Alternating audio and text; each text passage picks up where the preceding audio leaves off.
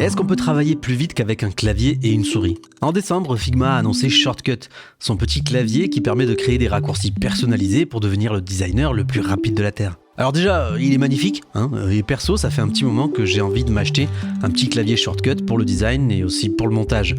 Mais bon, celui-ci est en pré-order, donc pas dispo tout de suite. Pas grave, je vais patienter. Mais en réfléchissant, je me suis rendu compte que chez moi, j'avais déjà un petit truc avec des boutons partout. Oui mais oh ça va, je parle de ma manette de PS4. Alors oui, c'est pas conçu pour autre chose que du jeu vidéo, mais maintenant que j'y pense, j'ai bien envie de savoir ce que ça peut faire de designer avec un gamepad. Est-ce que ça va me permettre d'être plus efficace ?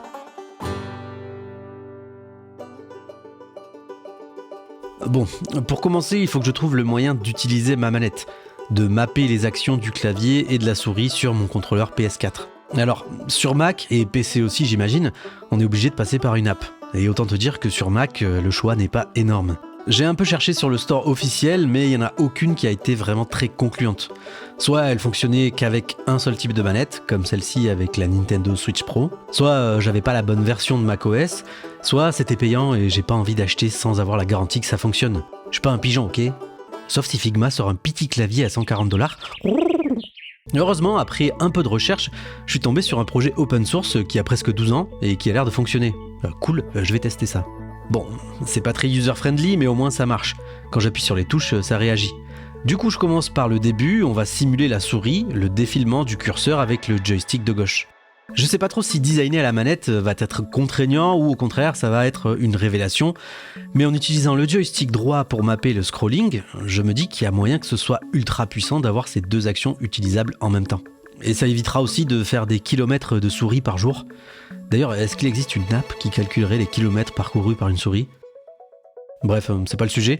Maintenant pour le clic, je vais mapper ça sur le bouton principal, à savoir le X. Là, j'ai toutes les fonctions d'une souris et je peux manipuler des objets assez facilement. Alors, c'est cool, mais avec une souris, je vais pas aller très loin. Donc voyons voir ce que je peux rajouter d'autre. La première chose que je me suis dit en commençant ce projet, c'est que ça serait cool d'utiliser le carré pour créer un rectangle et le rond pour créer un cercle.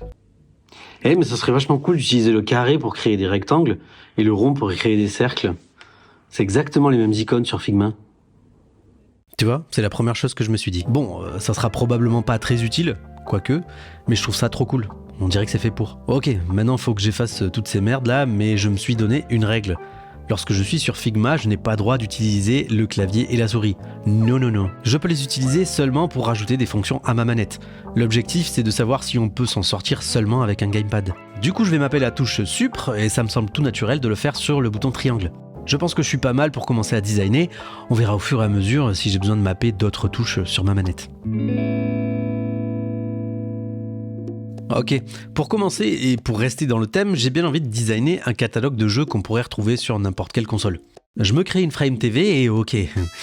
Premier souci, j'ai rien prévu pour zoomer. Ça commence bien. Sur Figma, c'est commande scroll pour zoomer. Le scroll, je l'ai déjà. Du coup, je vais juste ajouter la touche commande sur le bouton R1. Et cool, je peux utiliser mon joystick droit pour scroll et zoom. C'est parfait. Ok, du coup ce que je vais faire c'est un carrousel, comme celui de la Switch, avec un défilement horizontal. Je commence par me faire une grille de 12, rappelle-toi si tu as vu cette vidéo, et je me mets une marge de 20... Oh bon, ok, je vais devoir sortir le clavier virtuel, j'ai pas le choix. Je disais donc que je mets une marge de 24 et je me crée un petit zoning. Avec une grande image sur 3 colonnes pour le jeu sélectionné dans ma liste, et des petites images pour les autres jeux de ma liste. Bon, là j'aimerais bien dupliquer ma forme, mais j'ai pas de touche option, du coup je la rajoute sur le bouton L1. Une fois que j'aurai fini ce design, je m'amuserai à faire un prototypage avec une navigation à la manette, même si je sens que ça va être chaud. Mais avant d'en arriver là, j'ai encore un peu de taf. D'abord, je vais me créer un composant pour mes jeux.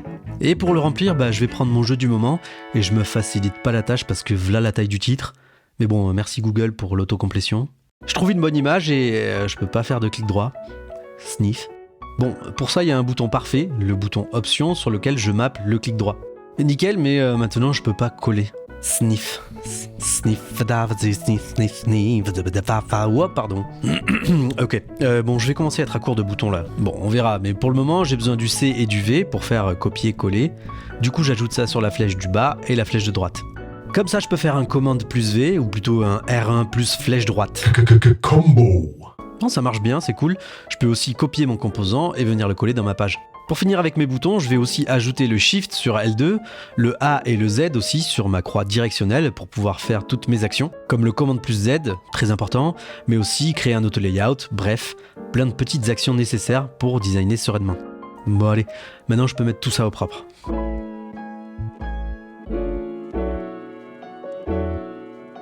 Ok, voyons voir comment je me débrouille maintenant que j'ai tout ce qu'il me faut sur ma manette. Pour commencer, je vais ajouter des infos à ma carte.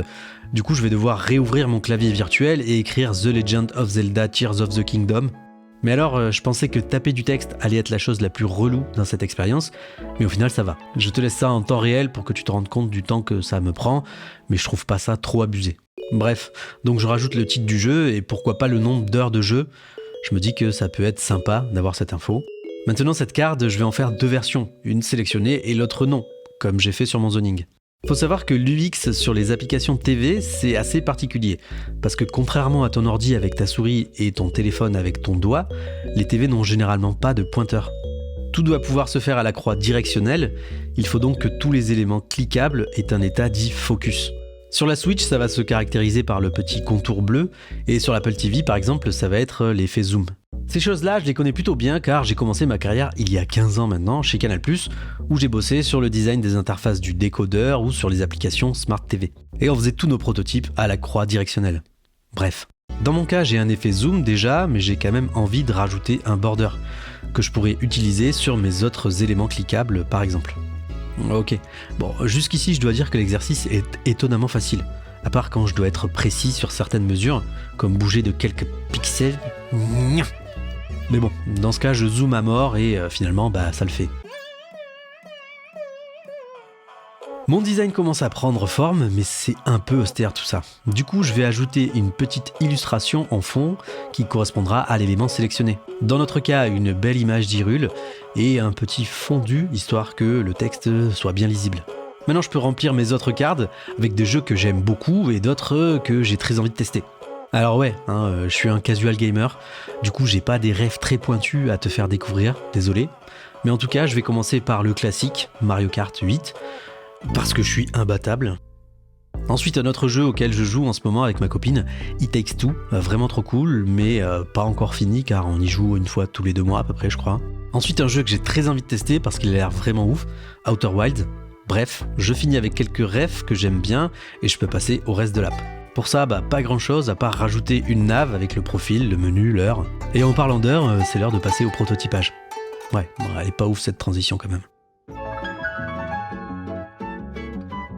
Bon, du coup ici tout est normalement prêt pour le prototypage, si j'ai bien travaillé. Du coup on va se faire 3 étapes pour tester tout ça. Je duplique ma première frame, change d'état sélectionné pour le deuxième jeu et je décale ma liste. Bien sûr je modifie aussi mon image de fond pour qu'elle corresponde, je refais ensuite la même chose pour ma 3e étape. Maintenant je peux juste lier tout ça et pour animer mon proto, ça ne sera pas un événement de clic mais un événement de key/gamepad. C'est juste un trigger différent pour déclencher l'animation, mais qui va me permettre d'utiliser mes flèches droite et gauche, qui correspondent au Z et au V sur mon mapping. Pour l'animation, je choisis un truc un peu smooth, et on peut maintenant regarder à quoi ça va ressembler. Et franchement, pas mal. J'ai pas fait trop d'erreurs, ça fonctionne plutôt bien, je suis assez content. Alors, ça reste une interface plutôt simple que j'ai designée ici, mais bon, à la manette, j'allais pas me lancer dans un design system, sauf si cette vidéo dépasse le million de vues. Voilà, comme ça je suis large. Alors, est-ce que ça vaut le coup de designer avec un gamepad ? Je pense que tu t'en doutes, non. Mais franchement, je trouve qu'il y a quand même des points positifs qui m'ont fait dire pourquoi pas en fait. Déjà, j'ai trouvé ça beaucoup plus simple que ce que j'imaginais. Avec les 2 joysticks, on a vraiment une très bonne prise en main et c'est hyper simple de manipuler des objets. Ensuite, c'est vraiment très cool d'avoir tous les raccourcis accessibles directement, c'est quand même un gain de temps. Mais bon, en contrepartie, il y a quand même 3 gros points noirs. Déjà, c'est hyper difficile d'être précis, et ça, c'est pas possible. Le clavier virtuel, ça va 1 minute, faut pas déconner. Et enfin, mes mains, elles sont moites, bordel. Je te fais des bisous. Ouais, c'est difficile de designer à la manette. Ça fait mal aux doigts et ça rend mouette.